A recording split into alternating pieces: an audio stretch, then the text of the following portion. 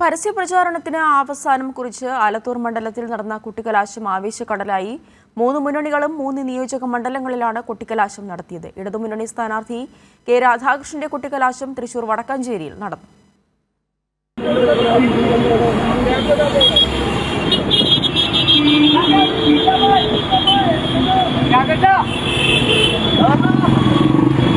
ചെങ്കൊടിയും ചുവന്ന ബലൂണും പ്ലക്കാർഡുമേന്തി വടക്കാഞ്ചേരിയെ ചുവപ്പണിയിച്ചായിരുന്നു ആലത്തൂർ മണ്ഡലം ഇടതുമുന്നണി സ്ഥാനാർത്ഥി കെ രാധാകൃഷ്ണന്റെ കൊട്ടിക്കലാശം നടന്നത്. കെ രാധാകൃഷ്ണന്റെ അവസാന ദിവസ പരസ്യപ്രചാരണ റോഡ് ഷോ ചിറ്റൂരിൽ നിന്നുമാണ് ആരംഭിച്ചത്. തുടർന്ന് എല്ലാ നിയോജക മണ്ഡലങ്ങളിലൂടെയും നടന്ന റോഡ് ഷോ തൃശൂർ വടക്കാഞ്ചേരിയിൽ സമാപിച്ചു. വൻ ജനപങ്കാളിത്തത്തോടെ വടക്കാഞ്ചേരിയിൽ നടന്ന കൊട്ടിക്കലാശം ആവേശമായി മാറി.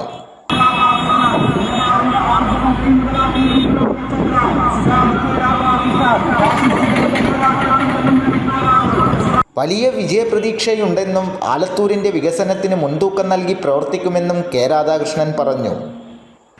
എല്ലാ സ്ഥലത്തും ഇതുപോലെ ജനങ്ങള് വലിയ പ്രതീക്ഷയോടുകൂടിയാണ് ഇടതുപക്ഷത്തെ വിജയിപ്പിക്കാൻ വേണ്ടി മുന്നോട്ട് വരുന്നത്.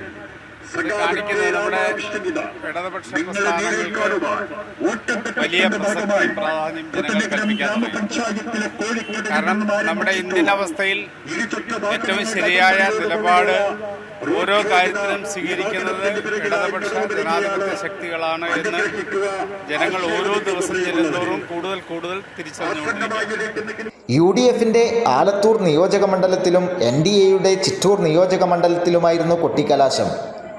സച്ചിൻ വള്ളിക്കാട്, കൈരളി ന്യൂസ്, പാലക്കാട്.